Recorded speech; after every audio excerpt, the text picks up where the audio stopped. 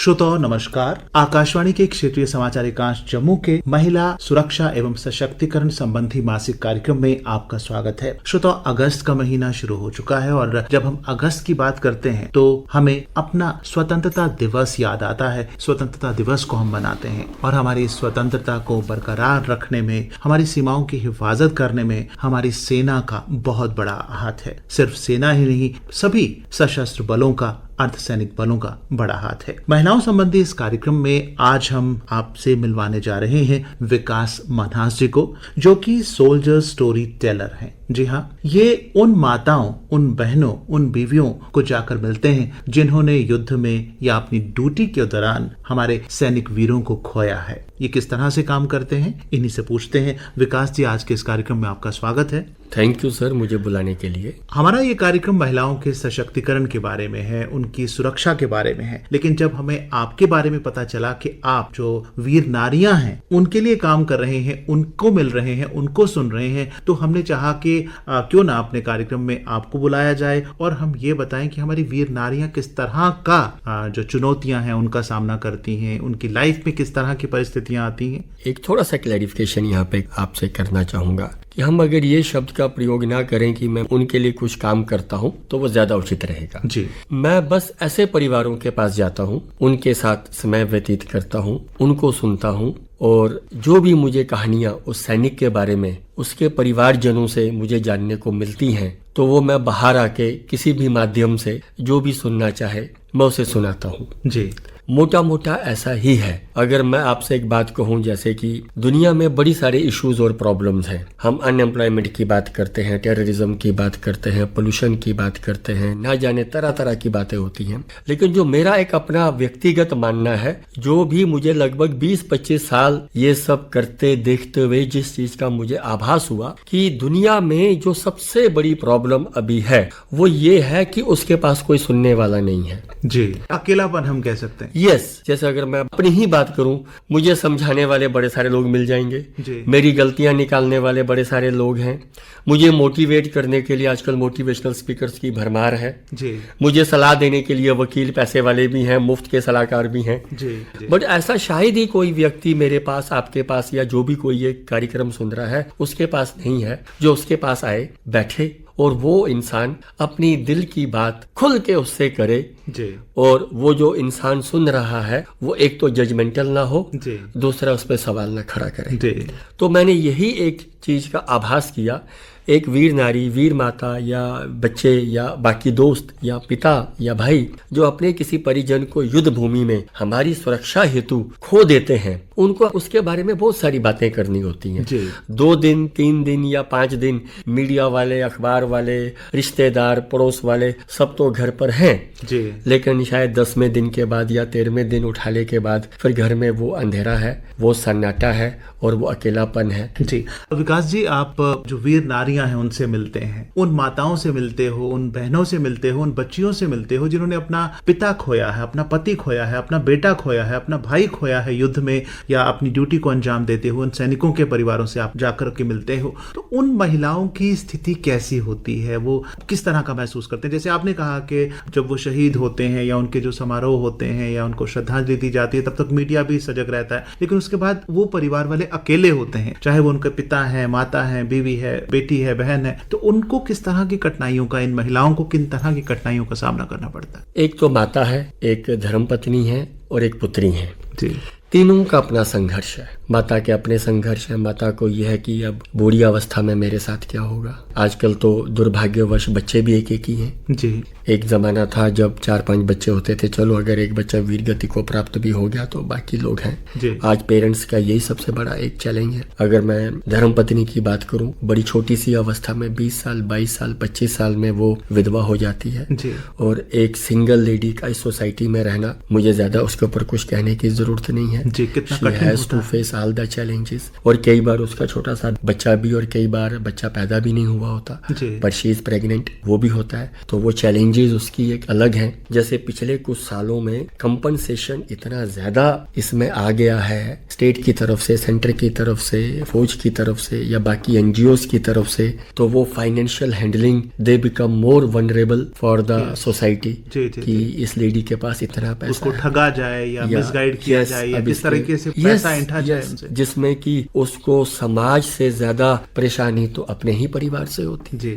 बच्चों का एक अपना ही संघर्ष है जी। जो बिना पिता के बड़े होते हैं। जैसे मैं यहाँ पे एक छोटी सी बात कहना चाहूंगा, मैंने कुछ ऐसे बच्चे भी देखे हैं जो घर आके अपनी माता को ये पूछते हैं कि हमारे पिता के साथ फोटोग्राफ क्यों नहीं है। ओह, आप समझ रहे हो, क्योंकि देखते ही हैं कई जगह चैलेंज ये भी है कि बच्चा इतना छोटा होता है जब ये दुखद घटना हुई होती है कि उसको तब ये बताया ही नहीं गया होता कि क्या हुआ है। तो बच्चा जब बड़ा हो रहा है वो इसी ख्वाब से बड़ा हो रहा है कि मेरे पिता किसी मिशन पे जा रखे हैं, यहाँ पे छुट्टी नहीं मिल रही है। तो चैलेंज माता का और उनकी बहू का कई बार यही रहता है कि अब इसको बताएंगे कैसे। जी। पर मैं एक चीज यहाँ पे कहूंगा, जो एक चीज है, ये परिवार अपने आप को सब बड़े अच्छे से संभालते हैं। अपने को संभालने के साथ फिर जो माता पिता हैं या बाकी लोग हैं, ये अपने बच्चों पे या उनके नाम पे ट्रस्ट बनाते हैं, फाउंडेशंस बनाते हैं और जितना हो सके फिर समाज का काम करते हैं। जी। या एक वीर नारी है, अब अगर वो 5 साल से वीर नारी या 10 साल से वीर नारी है, फिर जो नई वीर नारियां उस क्षेत्र में आती हैं, जी, तो ये जो वीर नारी होती है ये एज ए एल्डरली सिस्टर, दीदी या माता की तरह बाकी सबको प्रोटेक्ट करने में, गाइड करने में, उनको उनके अधिकार क्षेत्र बताने में, क्या करना है क्या ना करना है, ये वो सारे काम भी करती हैं। जी। विकास जी, आपकी कोई संस्था नहीं है, आप कोई ऑर्गेनाइजेशन नहीं है, ना ही आपने कोई एनजीओ बनाया है, आप इंडिविजुअल लेवल पर एक भारतीय होने के नाते ये सेवा कर रहे हैं या जिस तरीके का जो भी काम आप इसको कहना चाहेंगे। मैं चाहता हूं कि समाज के और लोग भी आपके इस काम से प्रेरणा लें और जो लोग अपने बच्चों को खो देते हैं, शहीदों के जो परिवार है, उनके प्रति एक sense of belongingness, sense of responsibility अपने अंदर पैदा करें कि वो भी हमारे समाज का हिस्सा है। सिर्फ एक दिन साल में श्रद्धांजलि दे देना काफी नहीं है, और अगर उन महिलाओं को, बच्चियों को, बेटियों को कोई समस्या आ रही है समाज में तो आगे बढ़ करके उनकी हेल्प करें। तो जब आप उनसे मिलते हैं, उनकी बातें तो आप सुन लेते हैं, तो अगर उनकी लाइफ में कुछ प्रॉब्लम आ रही होती है या उनको आगे इन्वेस्टमेंट में कोई प्रॉब्लम आ रही होती है या फिर अपना पेंशन या किसी चीज को हासिल करने में कोई प्रॉब्लम आ रही होती है, किसी भी तरह की कोई प्रॉब्लम आ रही होती है, तो आप किस तरह से उनकी हेल्प करते हैं या गाइड करते हैं उनको? अब जैसे कि मैंने कहा कि मैं सेम चीज ही पिछले 10, 15, 20 सालों से देख रहा हूँ। अब देख देख के इतना आभास हो गया है कि अगर ये वाली कोई इशू है, ये कहाँ पे सॉल्व हो सकता है। जी। जैसे अगर मैं बीमार हूँ तो पहला चैलेंज ही ये होता है कि किस डॉक्टर के पास जाना है। जी। आप समझ रहे हैं? जी। तो एटलीस्ट अब मैं सेम बीमारी को इतने सालों से देख रहा हूँ, तो अगर किसी महिला को लगता है कि यार मेरे बच्चों की जो स्कूल की फीस है वो नहीं आ रही, तो करना क्या है, एटलीस्ट मैं उसको वो गाइड कर सकता हूँ। या उसकी पेंशन का कोई इशू है या कोई भी उनका इशू है, कम से कम मुझे मार्ग तो पता है जी कि हमें एप्लीकेशन इसको लिखनी है, हमें ये लेके यहाँ पे जाना है, हमको ऐसा करना है, तो वो जितना भी मेरे से हो पाए। और दूसरी एक और बात, जैसे मैंने कहा कि अब मैं उन वीर नारियों को भी जानता हूँ जो 25 साल पहले हुई थी कारगिल की, जो 20 साल पहले हुई, 15 साल पहले हुई, आज पिछले कोई 2 साल में, 3 साल में जो हो रखी हैं। तो मेरा जो एक बहुत बड़ा जो मैं अपना योगदान मानता हूँ, मैं उनको किसी बड़ी सीनियर के साथ टच में, संपर्क में लेके आता हूँ कि आप इन दीदी से बात करें, वो ये पूरे फेज से गुजरी हैं जिससे आप गुजर रही हैं। मेरा समझाना इतना कारगर नहीं होगा, वो जब आपसे बात करेंगी वो कहेंगी कि मैं वो सब महसूस कर चुकी हूँ जो तुम कर रही हो, ये गलतियां शायद मैंने उस टाइम पे की थी, ये आप न करें। जी।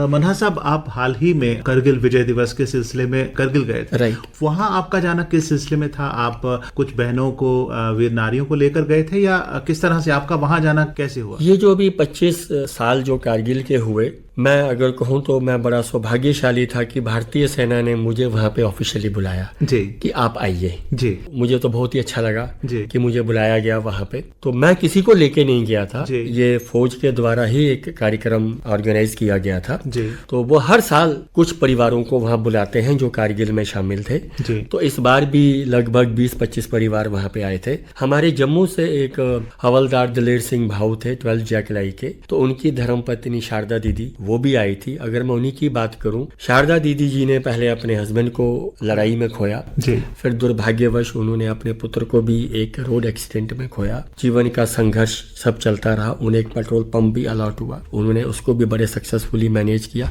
और जो कुछ साल पहले जम्मू में जो वो डीडीसी के इलेक्शंस हुए जी, थे, जी। वो उस इलेक्शन में चुनाव में खड़े भी हुए जी। और अखनूर से उन्होंने विजय भी प्राप्त की। जी। तो जो एक वुमेन एम्पावरमेंट जिस तरह ये है, तो एक महिला जिसने इतनी चैलेंजेस लाइफ में देखी, इतना कुछ हुआ, लेकिन वो आज भी एक चट्टान की तरह खड़ी है। जी। और अखनूर में या उस रीजन में कोई भी वीर नारी शायद ही ऐसी हो जिसको उनका सहयोग, जिसको उनका कोई ना कोई सपोर्ट ना मिला हो। जी। तो आपने जैसे कारगिल विजय दिवस की बात की, तो इस बार जम्मू से ये भी आए हुए थे। जी। तो मेरा उसमें कोई योगदान नहीं था। जैसे मैंने आपसे कहा कि भारतीय सेना का मैं धन्यवाद करता हूँ कि उन्होंने भी मुझे इस लायक समझा कि इस कार्यक्रम में मुझे भी उन्होंने शामिल किया। जी।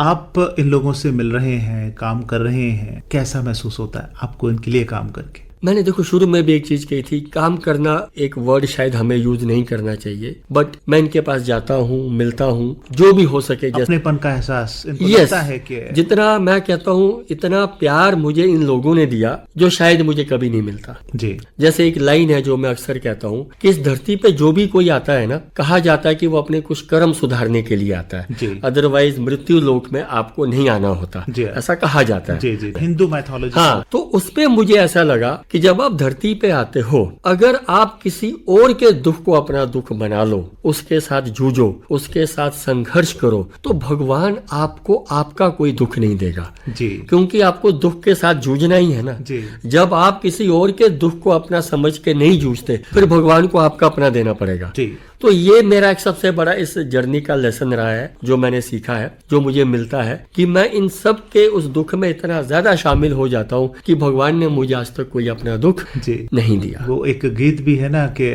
दुनिया में कितना गम है, मेरा गम कितना कम है। राइट, औरों का दुख देखा या दर्द देखा तो मैं अपना गम भूल गया। जी बिल्कुल, मुझे तो भगवान ने शायद दुख भी नहीं दिया। जी सर, हमारा कार्यक्रम ये महिलाओं की सुरक्षा और सशक्तिकरण के बारे में ही है, तो आपका समाज के नाम एक संदेश, क्योंकि ये जो वीर नारियां हैं, वो माएं जिन्होंने बेटा खोया, वो बीवियां जिन्होंने अपने पति खोए, वो बच्चियां जिन्होंने अपने पिता सेना में खोए हैं, तो समाज का उनके प्रति क्या रवैया होना चाहिए? हमारे सुनने वालों के लिए, हमारे समाज के लिए आपका क्या संदेश? मैं एक ही संदेश देना चाहूंगा, दुर्भाग्यवश आप जहां पर भी हैं, आपके आसपास या थोड़ी सी दूरी पे कोई ना कोई ऐसा परिवार होगा, जी, चाहे वो J&K पुलिस का हो, CRPF का हो, सेना का हो, नेवी का हो, जिस भी का हो, पर कोई ना कोई ऐसा परिवार जरूर होगा। जी। उस परिवार के पास जाइए, धीरे धीरे उनसे मिलना शुरू कीजिए। अगर वहाँ वीर माता है तो माता के साथ एक पुत्र की तरह आप बिहेव करिए, उसको एहसास कराइए कि मैं हूँ, जी, जो भी मैं कुछ कर पाऊंगा मैं आपके लिए करूंगा। अगर वहाँ वीर नारी है तो आप एक बड़े भाई या छोटे भाई की तरह उसको एक कंफर्ट जोन में लेके आइए कि मैं हूं ना भाई तुम्हारा। जी। आप दीदी क्यों परेशान होती हैं? जी। और अगर बच्चे हैं तो आप उनका भैया, दीदी, जो भी कुछ आप बन सकते हो, जी, जी। वो आप जी। बनिए, उस परिवार के साथ मिलिए और जो भी कुछ आप कर पाओ आप वो करिए। मैं इसकी एक लास्ट लाइन आपको कहता हूँ, कुछ साल पहले आपने अफगानिस्तान के वीडियोस देखे थे, जी। एयरपोर्ट पे लोग भाग रहे थे। जी। हुआ क्या था? यही कि अफगान की आर्मी ने तालिबान से लड़ने से मना किया था, जी। और तो कुछ नहीं हुआ था। जी।